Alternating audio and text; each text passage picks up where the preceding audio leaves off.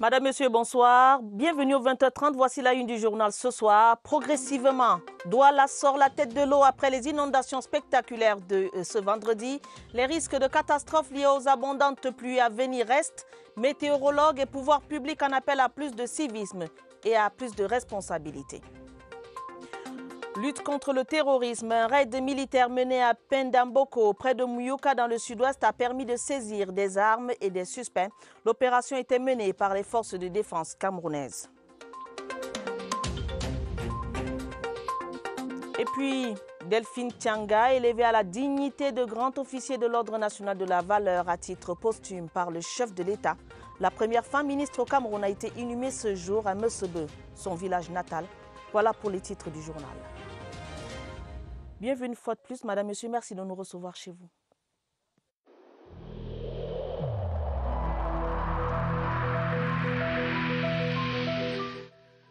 Le port du masque dans l'espace public restera obligatoire jusqu'à nouvel ordre.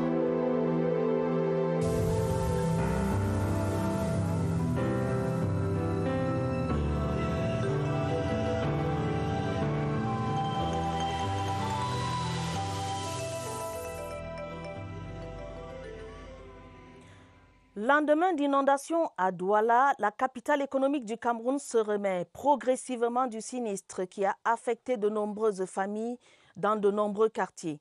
Le bilan fait état d'importants dégâts matériels.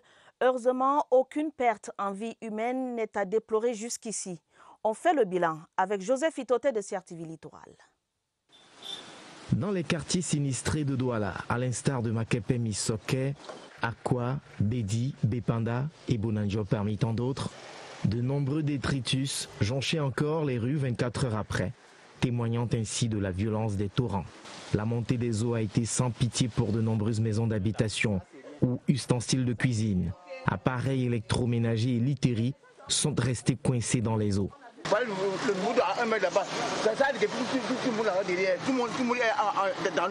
Les commerces n'ont pas été épargnés. Nombre d'entre eux ont pris l'eau. On dirait que ça va déjà à 2 mètres d'hauteur. Il faut donc savoir avec toutes les installations qui sont en bas, les machines et tout ça. Pour l'heure, les municipalités organisent les secours et l'assistance aux familles sinistrées. Nous allons ouvrir des centres d'hébergement de certains sinistrés. Nous allons y mettre L'observation, la pluie n'est pas dans ces derniers retranchements. Il y a fort à parier qu'il tombe encore des cordes dans les prochains jours. Ces inondations remettent sur la sellette l'épineuse question du manque de proactivité, d'anticipation des risques ou encore de prévention. L'Observatoire national des changements climatiques avait pourtant sonné l'alerte des averses abondantes. Le ministre de la décentralisation et du développement local a instruit l'organisation de campagnes de salubrité dans les communes. À Douala, les services de météorologie recommandent aux populations d'éviter les zones à risque. Édouard Penda nous en dit plus. Selon le service régional de la météorologie du littoral, le mois d'août est généralement le plus froid de l'année à Douala avec un taux de pluviométrie élevé. Les pluies survenues ce 21 août dans la métropole économique sont une alerte à l'endroit des populations de la région du littoral et de la capitale économique en particulier. L'Observatoire national sur les changements climatiques, ONAC, a prévenu les différentes régions du pays et celles les plus vulnérables, à l'instar du littoral.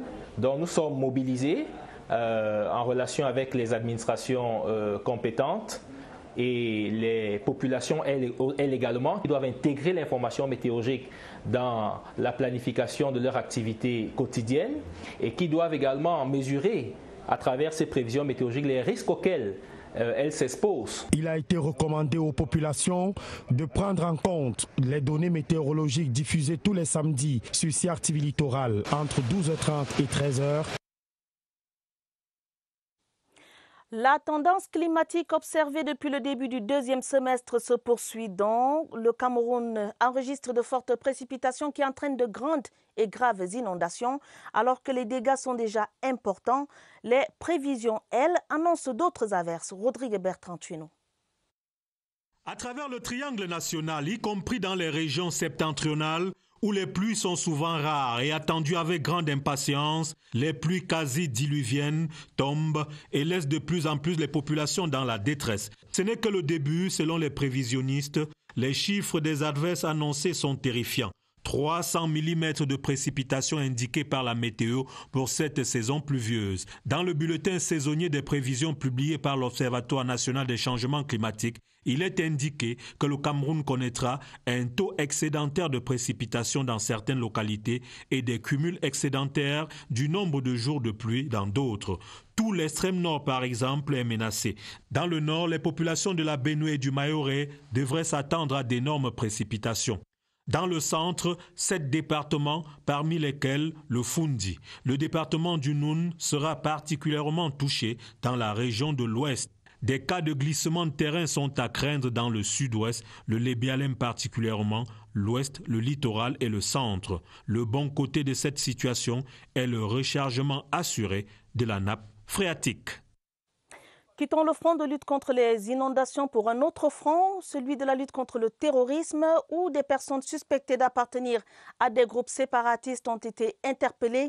Des armes et munitions saisies à Pendamboko, non loin de Mouyouka, dans le sud-ouest. C'est le bilan d'un ratissage effectué hier vendredi par les forces de défense camerounaises.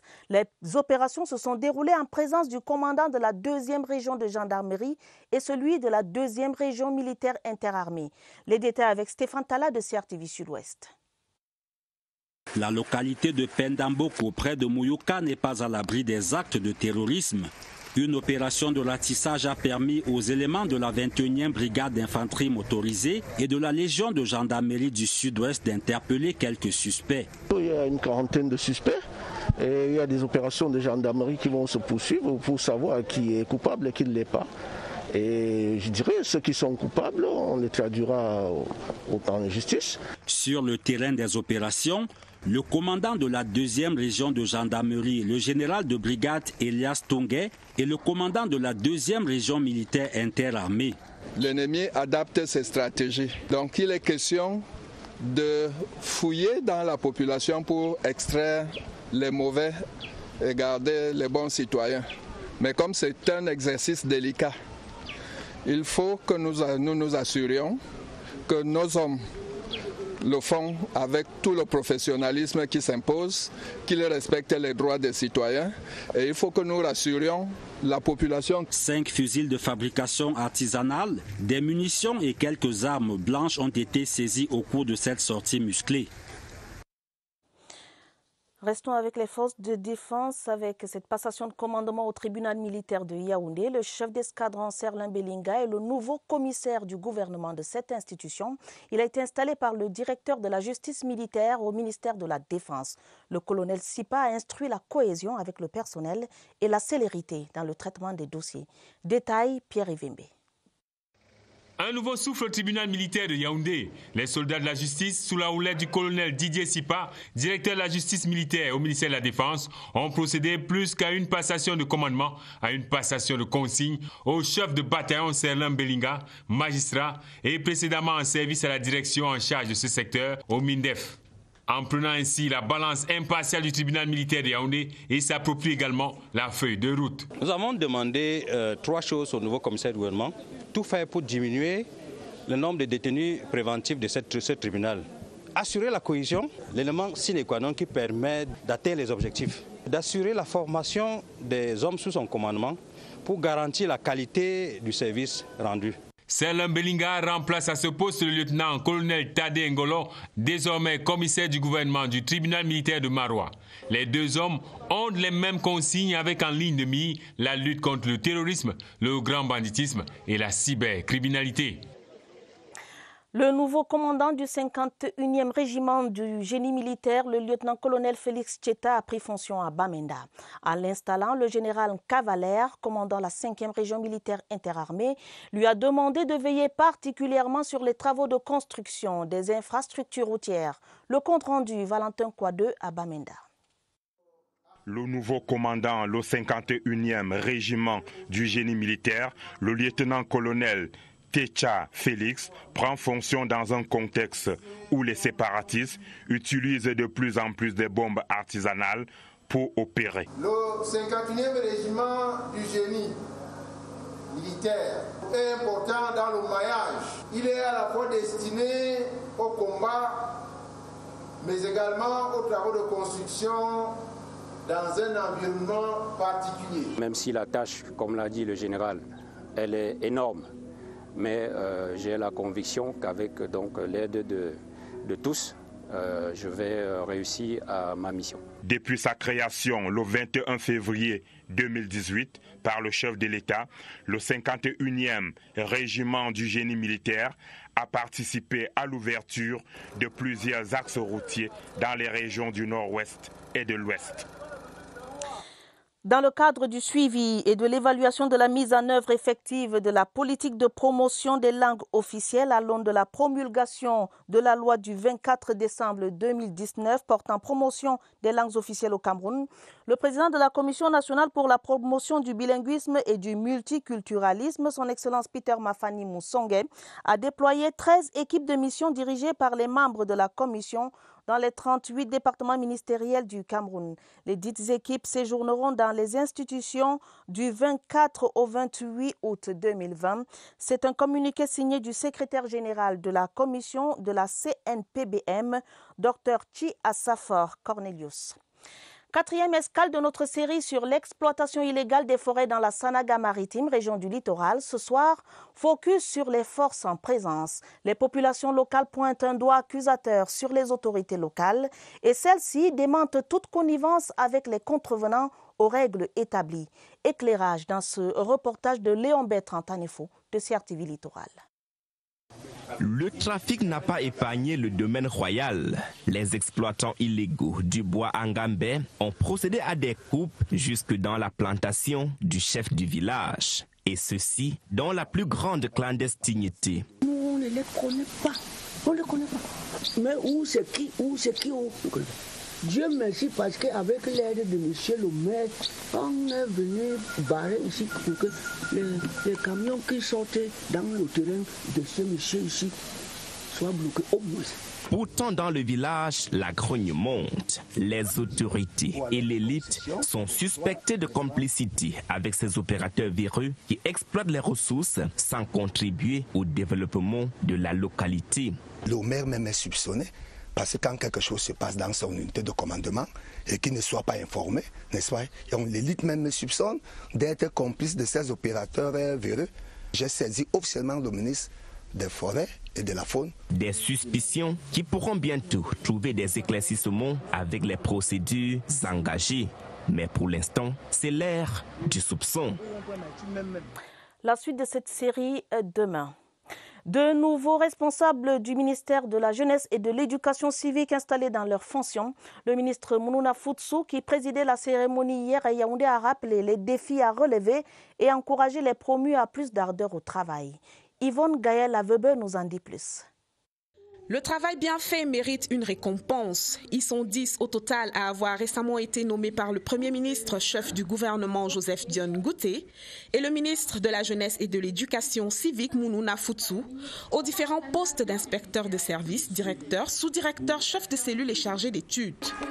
Le ministre Mounouna Futsu a présidé la cérémonie d'installation des promus en rappelant que l'insertion économique des jeunes et la lutte contre les fléaux sociaux auxquels ils sont exposés font partie de leur mission. Je vais mettre tout ce qui m'est dévolu comme mission désormais, à savoir dynamiser le volontariat au Cameroun et assurer l'insertion sociale des jeunes en difficulté en exergue. Les défis qui interpellent le ministère de la Jeunesse et de l'Éducation civique sont nombreux. Mesdames et messieurs les nouveaux responsables, au travail. Félicitations aux promus. L'Agence du service civique national de participation au développement relance la formation des jeunes appelés et des volontaires. Annonce faite par le directeur général de cette institution au cours d'un point de presse hier à Yaoundé.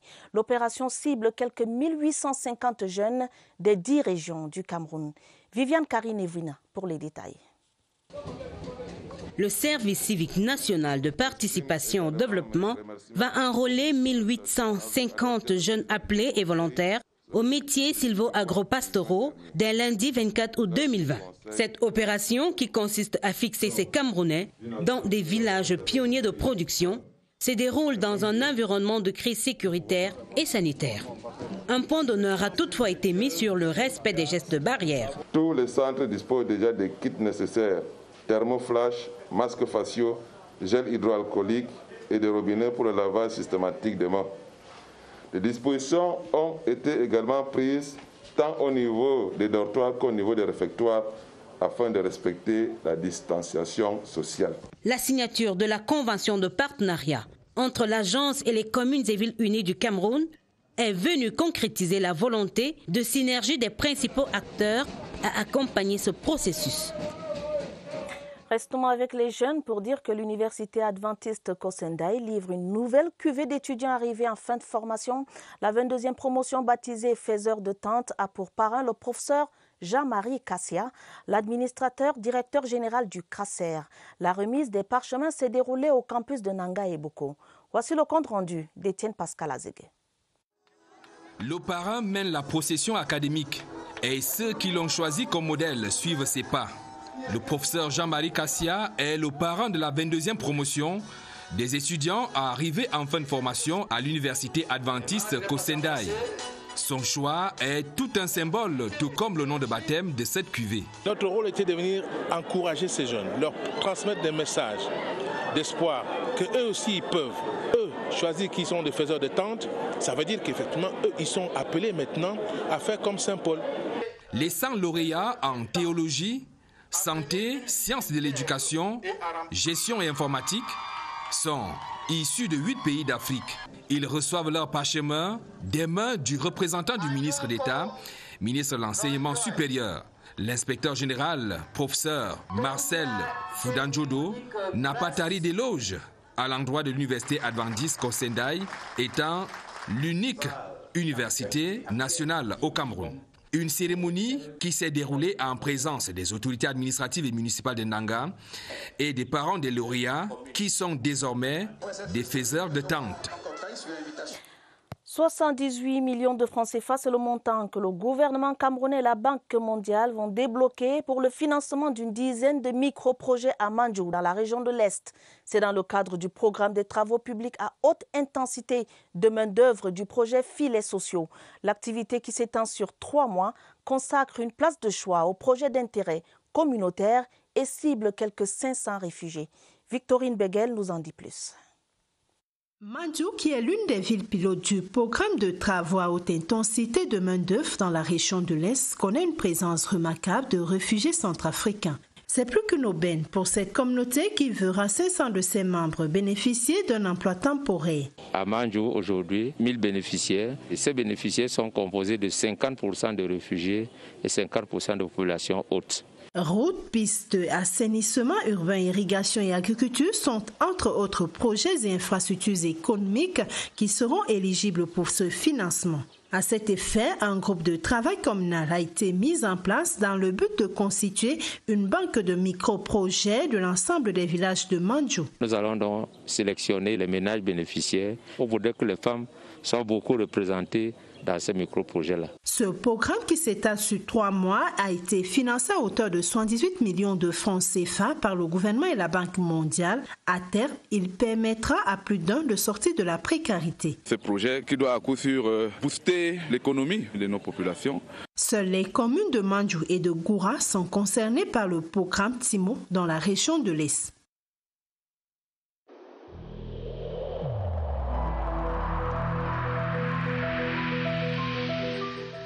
N'oublions pas que la négligence d'une seule personne peut nuire gravement à l'ensemble de la communauté.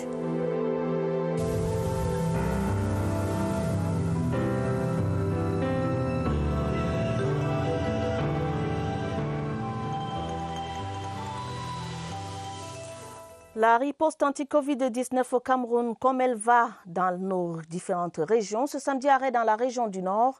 Alors retrouvez notre reporter Évariste Yenga qui est au centre des opérations d'urgence de santé publique en visioconférence avec son invité, le docteur Djamila Touleila, la déléguée régionale de la santé publique pour le Nord. Évariste Yenga, bonsoir. Vous avez l'antenne.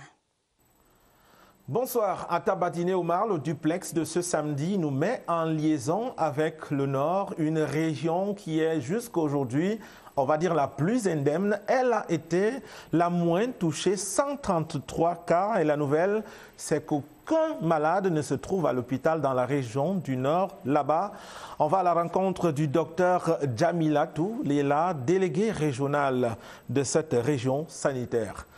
Bonsoir, madame le délégué. Bonsoir, Évariste. Est-ce qu'on peut avoir une idée globale de la situation épidémiologique de votre région? Et puis, pouvez-vous nous dire ce que vous entendez faire pour continuer à la préserver? Oui, merci beaucoup, Évariste, de nous donner la parole. Donc, la situation épidémiologique de notre région fait état à ce jour de 133 cas confirmés depuis le début de la notification des cas, c'est-à-dire le 18 avril dernier. Nous enregistrons 120 personnes guéries et 13 décès. Donc, à ce jour, la région du Nord ne compte pas de cas actifs. Donc, en tenant compte de nouvelles orientations de la stratégie traquer, tester et traiter, tous les districts de santé de la région du Nord mènent des activités en termes d'assainissement, de sensibilisation, et surtout propose le dépistage à un maximum de personnes pour pouvoir identifier même ceux qui sont asymptomatiques dans la communauté et les traiter efficacement afin de limiter la propagation de l'épidémie dans notre région. Alors, votre région est l'une des rares à avoir disposé il y a bien longtemps d'un laboratoire. C'est une annexe du Centre Pasteur. Ce laboratoire a été équipé, il y a eu des réajustements. Qu'est-ce qu'il a reçu comme réajustement et qu'est-ce que cela a changé dans ses résultats? Il a dans un premier temps servi de centre de dépistage pour les 3 régions septentrionales, Adamawa, Extrême Nord et Nord. Donc, disposant déjà d'un appareil de biologie moléculaire, il a été ravitaillé en intrants nécessaires à la réalisation des tests de dépistage. Ainsi, à ce jour, 908 tests PCR ont été réalisés avec 130 positifs et 120 personnes ont été retestées à la fin de leur traitement. Merci, Madame le délégué, de nous avoir conduits à travers votre territoire sanitaire, la région du Nord. Merci d'avoir été disponible. Atta Badiné Omar, voilà l'essentiel des nouvelles qui nous viennent de la région du Nord. Suite du tour des régions, ce sera demain. Nous serons en liaison avec le délégué régional de la santé publique pour l'Adamawa. À vous le plateau. Merci Évariste Yenga. Le rendez-vous est pris pour demain. La terre de Mesebe dans la région du centre s'est refermée sur une légende, un monument, une icône. Delphine Changa y repose désormais. La toute première femme ministre au Cameroun a reçu du chef de l'État à titre posthume la médaille de grand officier de l'Ordre national de la valeur. Je rappelle que Mesebe est son village par alliance. Voici le compte rendu de Augustin Guizana. La terre de Mesebe se referme définitivement sur une icône du leadership féminin au Cameroun. Delphine Tsanga, immortelle, à travers cette décoration à titre posthume par le représentant du chef de l'État Paul Biya. Au nom du président de la République et en vertu des pouvoirs qui nous sont conférés, nous élevons à la dignité de grand officier de l'Ordre de la valeur à titre posthume. L'horizon funèbre prononcé par les responsables Elections Cameroun, sa famille politique et biologique, ainsi que l'homélie de l'archevêque métropolitain de Yaoundé, Monseigneur Jean Barga, ne tarit pas d'éloges à l'endroit de l'illustre disparu. Voyage accompli, une belle réussite, pour un exemple pour les jeunes. Femme de conviction, beaucoup de courage, témérité. L'UNDP perd une militante de qualité exceptionnelle. Avoir une mère comme celle-là, c'est une grâce. Parce que ma mère était une dame d'abord très humble, une dame de grand cœur. C'est donc la fin d'une vie bien remplie sur Terre. Delphine Tsanga est née le 21 décembre 1935 et est décédée le 16 juillet 2020, 85 ans. Que d'expérience attirée par sa descendance. Les condoléances émues du 20h30, une fois de plus. Destination Cameroun, mon beau pays. parmi les nombreux sites amènent de retenir l'attention des touristes dans nos différentes régions. Focus ce soir sur des attractions dans les régions de l'extrême nord, du nord et du littoral. Il s'agit du lac à Crocodile, à Boboyo, du parc zoologique de Garoua ou encore du bras mort du fleuve Vouri. Notre guide ce soir, Étienne Pascal Azegue. Une destination qui ne laisse personne indifférent dans la partie septentrionale. Un lac qui grouille de crocodiles et attire de nombreux visiteurs dans la localité de Boyo, située à 6 km de Kaélé, le chef-lieu du Mayokani. Le lac est né de l'exploitation de la carrière dans le souci d'aménager la route qui dessert aujourd'hui Magada, Kaélé et Yagua. En descendant d'un cran, nous tombons dans une forêt en pleine zone sahélienne, à Garoua, dans la région du Nord. Des lions et autres espèces rares se côtoient. C'est la marque déposée du jardin géologique qui ne désemplit pas. Des visiteurs viennent de partout admirer cette beauté. En pleine ville. Le jardin zoologique de Garoua a été créé vers les années 70 lors de la visite du président sénégalais Sédar Senghor. Dans la région du littoral, c'est ce bras mort du Rio dos Camarouès, la rivière des crevettes telle que définie par les Portugais, le Vouri. Ici, les balades à pirogue ou à chaloupe sont une particularité des escapades. Le Cameroun mérite bien son appellation d'Afrique en miniature. Des destinations à prendre certainement. Demain est jour de foot et sera aussi jour de gloire pour l'un des deux protagonistes de la finale de la Ligue des Champions. Le successeur de Liverpool sera connu au terme du match qui opposera Bayern de Munich à Paris Saint-Germain dans l'arène de Lisbonne. Sur place au Cameroun, des milliers de supporters font déjà le match à travers Paris et débat. Le jeu des pronostics, c'est dans ce reportage de Aboubakar Abou. Le duel final s'annonce épique sur le toit de l'Europe. Deux grands, le Bayern de Munich et le Paris Saint-Germain. Ce match se jouera sur tous les terrains, sur la pelouse, mais aussi devant les petits écrans.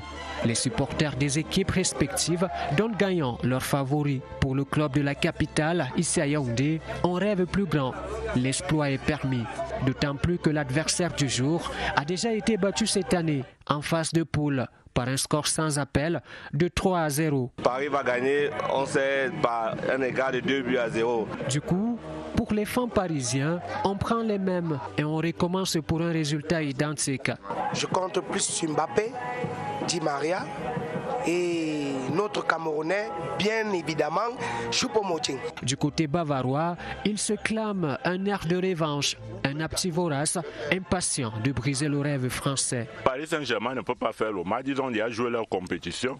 Ils ont même déjà fait l'essentiel, c'est de franchir le cap des demi-finales et arriver en finale. Le Bayern de Munich va gagner au moins par 3 buts d'écart. Amis pour la vie, mais adversaires d'un soir, on prend déjà les paris. Quoi qu'il en soit, la balle sera au centre ce dimanche.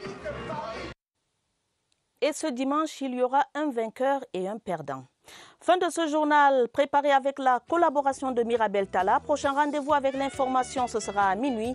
Vous serez en compagnie de Gideon Tazo et de Joseph Guetta Mandeng. Mesdames, Messieurs, restez prudents. Prenez soin de vous, prenez soin de vos familles. Merci de nous rester fidèles. Bonne soirée à tous.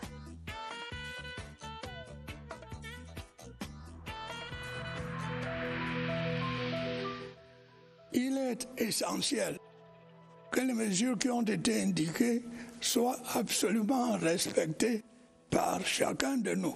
Lavez-vous régulièrement les mains à l'eau et au savon ou à l'aide d'un gel hydroalcoolique. Restez à au moins 1 mètre de distance des autres personnes, surtout si elles toussent, éternuent ou ont de la fièvre. Si vous avez de la fièvre, de la toux ou des difficultés à respirer, consultez un médecin.